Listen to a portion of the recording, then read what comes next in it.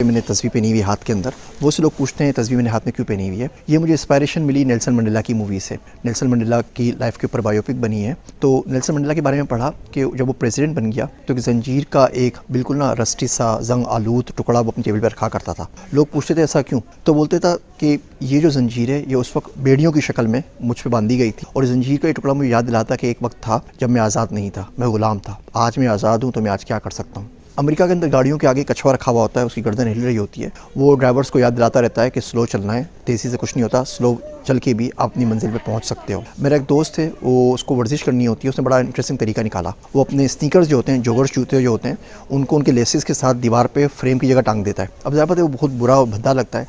जब भी वो ऑफिस से घर जाता है उसकी नज़र दीवार पर पड़ती है तो वहाँ जूते टंग रहे होते हैं। इसका मतलब ये होता है कि उसको उतारे, उनको पहने, जॉगिंग के लिए जाए, वापस आए और आके उसकी जगह पर रखे। अगर वो जॉगिंग के लिए नहीं जाएगा तो रात भर वो सामने दीवार पर उसके बेडरूम पर टकते रहेंगे और उसको तंग करते रहेंगे।